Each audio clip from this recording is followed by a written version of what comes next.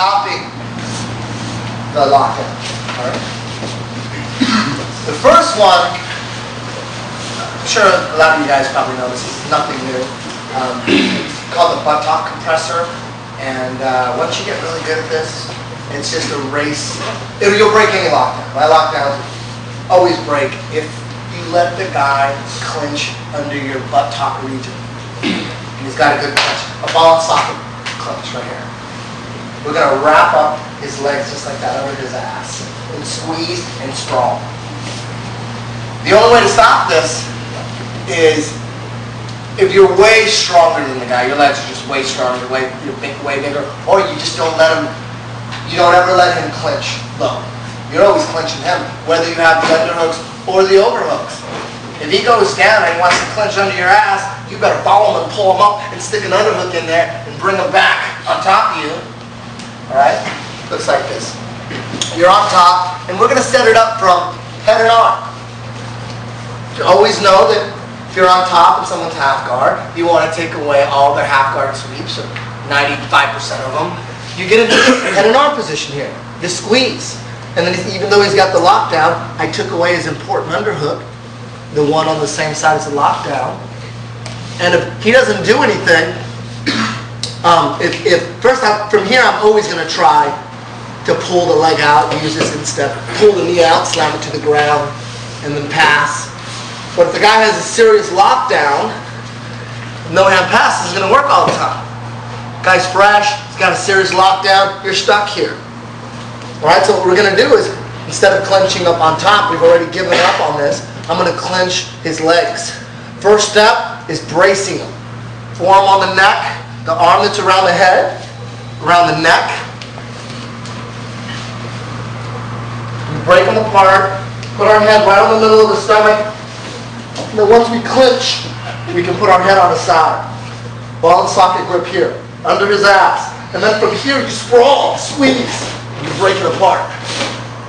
And he's going to be pushing like hip escape, both hands on my hip. That's usually what's going to happen. So we're going to jump to the other side. You can cartwheel to the other side or hop over. Naturally, he's going to have both hands on your head, trying to prevent the pass. Sometimes you go back and forth, pop, pop. Alright? Very important to know this one.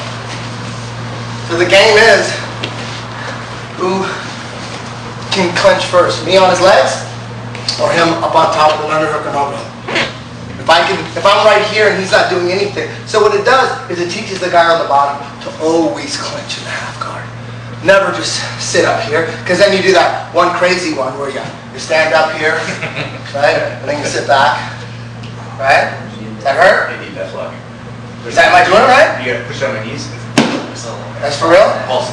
Very pulse.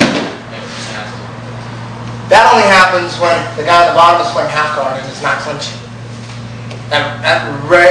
So many people try it. Like you can tell they're about to sit up. You just sit up with them. If I sit up, you sit up with them.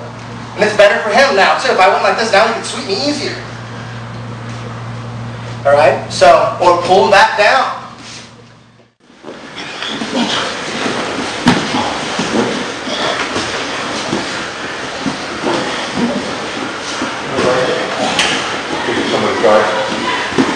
Sorry.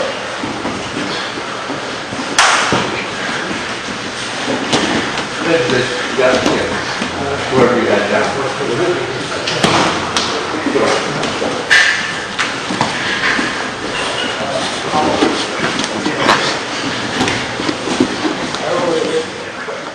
We're here, head and arm, brace, armpit control or bicep control here. Here. We got him. Both hands on the hip. Pass.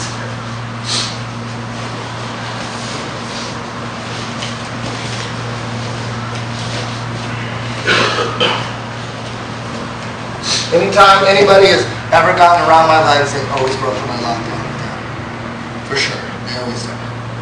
You gotta stop it before it gets low. So one.